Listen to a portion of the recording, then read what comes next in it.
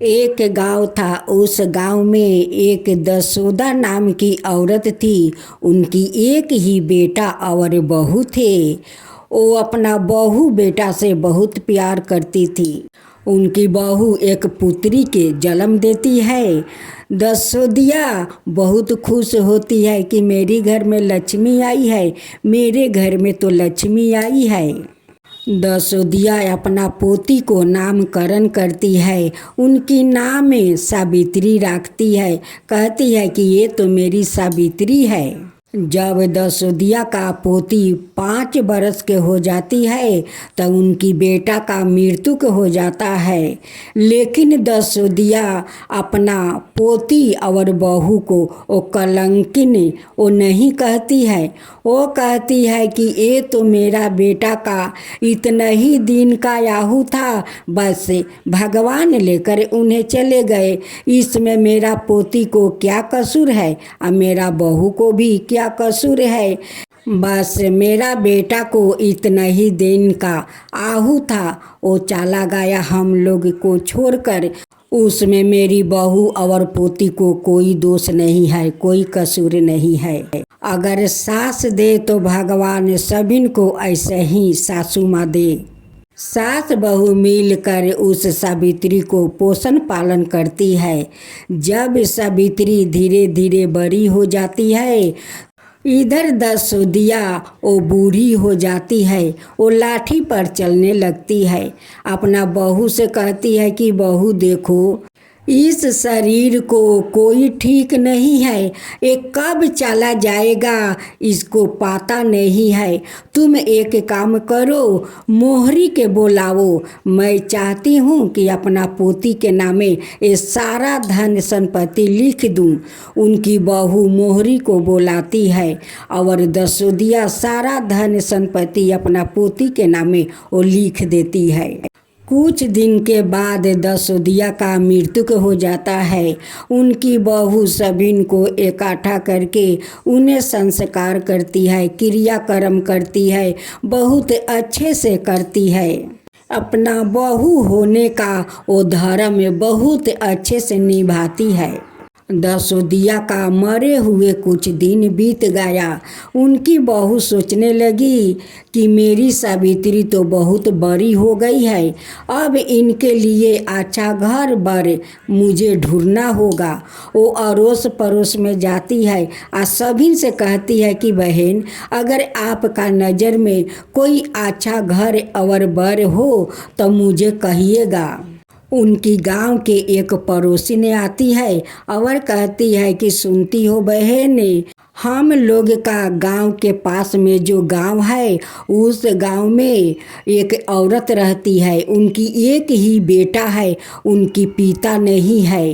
वो कहती है कि मेरा भी तो पति नहीं है, मेरा भी तो एक बेटी है।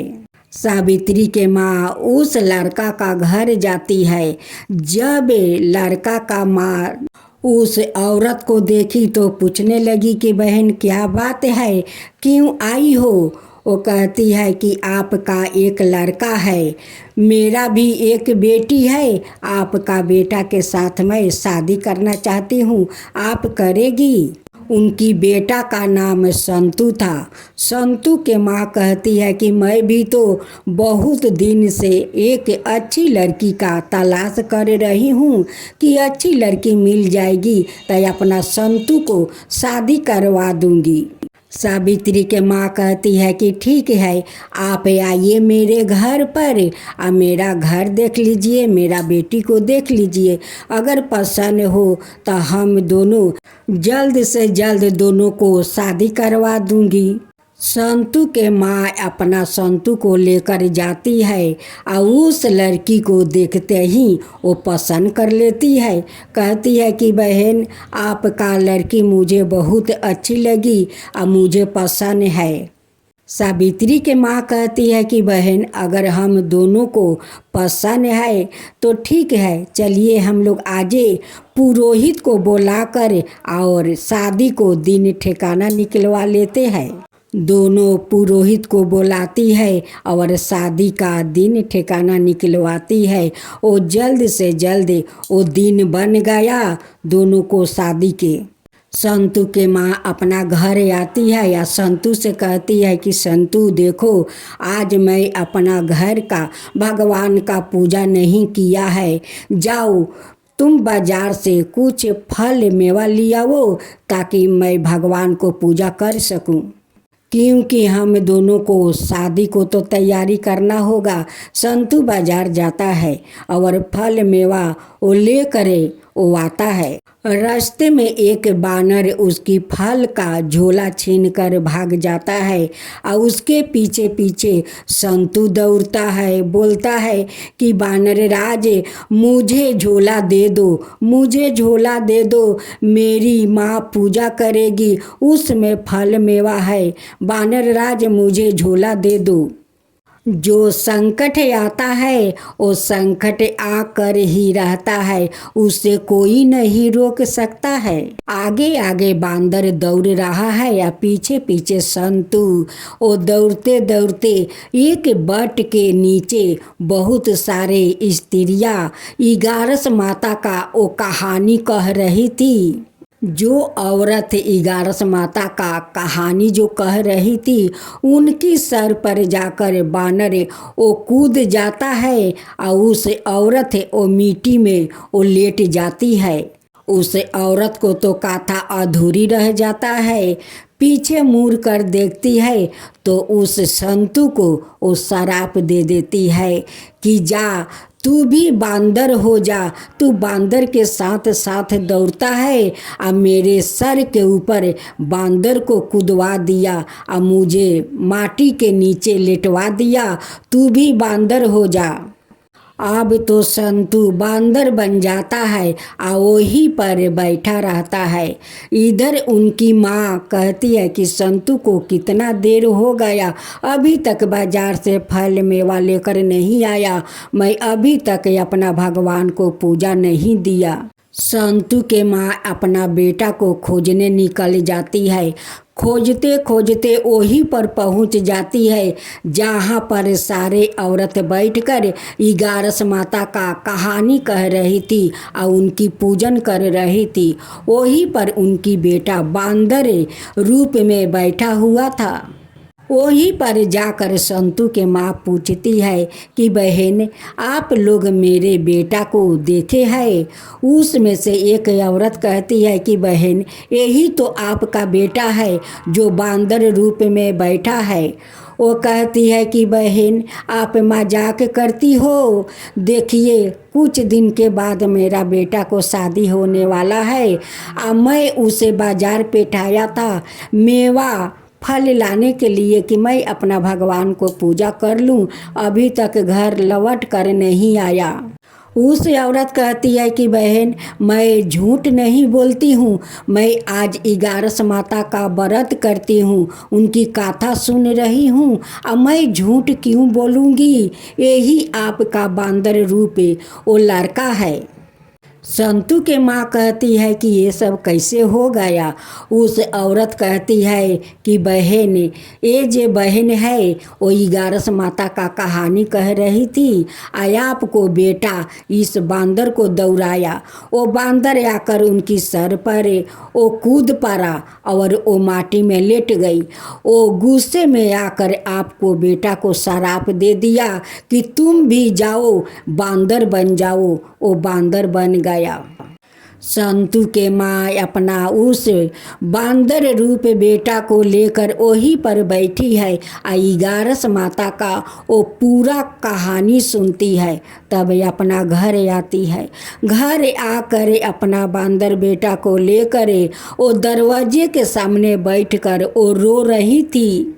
उसी समय 11 माता एक बूढ़ी माता का रूप धारण लेती है और उस संतू के माँ के पास आकर कहती है कि बेटी, क्या हुआ, क्यों रो रही है? संतू के माँ कहती है कि माता देखिए मैं क्या करूं, मेरा ये बेटा को देखिए, ये तो बांदर का रूप हो गया है, इसका शादी 2 दिन के बाद है, मैं क्या करूं, अब बताइए मैं क्या करूं माता, मैं क्या करूं। संतू के माँ कहती है कि माता एक ब्राह्मणी बहन थी, वो 11 माता का कहानी कह रही थी। ना जाने एक बांदर आया और मेरे बेटे के हाथ से झोला छीनकर वो दौड़ पड़ा। वो दौड़ते दौड़ते उस ब्राह्मणी बहन के ऊपर कूद पड़ा और वो मिट्टी में लेट गई। आ देखिए मेरा बेटा को शराप देकर वो बांदर बना दी है। 11 माता कहती है कि बेटी उस ब्राह्मणी के बारे में तुझे एक कहानी सुनाती हूँ। एक दिन उस ब्राह्मणी ने जंगल में जाकर वो घोर विष्णु भगवान का वो तपस्या कर रही थी। उस ब्राह्मणी का इच्छा थी कि मैं जिसको जो कहूँ उससे पर जाए, इसलिए वो औरत जंगल में जाकर विष्णु भगवान का घोर तपस्या करने लगी। विष्णु भगवान उनकी तपस्या पर प्रसन्न होकर और उन्हें वरदान दे दिया कि जाओ ब्राह्मणी, जो तुम जिसको कहोगी वही पर जाएगा। आज तक उस ब्राह्मणी किसी पर इस्तेमाल नहीं किया था, लेकिन आज पहला बार तुम्हारा बेटा पर वो वरदान का इस्तेमाल किया है। आज देखो तुम्हारा बेटा आज बांदर रूप में है। लेकिन संतू का माँ का पता नहीं था कि जो बात कर रही है वही तो साक्षात 11 माता है। संतू के माँ कहती है कि माता इसका उपाय क्या है, बताइए मैं क्या करूं कि मेरा बेटा अपना रूप में आ जाए। 2 दिन के बाद तो इनकी शादी थी, अब वो लड़की तो इससे शादी नहीं करेगी। 11 माता कहती है कि तू उसका घर जा, उसकी माँ से ये सारे अनहोनी वो जाकर कहे, वो मान जाएगी। अगर उस लड़की तेरा बेटा से शादी कर लेती है तो तेरा बेटा ज़रूर अपना रूप में वो आ जाएगी, क्योंकि उस लड़की संस्कारी और धार्मिक है। वो 11 माता का वो पूजा करती है, वो बहुत 11 माता को मानती है। अगर वो लड़की शादी कर लेती है तो तेरा लड़का ज़रूर अपना रूप में आ जाएगा, तुम जाकर उसकी माँ को मना लो। 11 माता वहाँ से चली जाती है और संतू को माँ अपना संतू को लेकर उनकी घर जाती है और उनसे विनती करती है कि बहन अपना बेटी से मेरे बेटे के साथ शादी कर दो तो मेरा बेटा अपना रूप में आ जाएगा।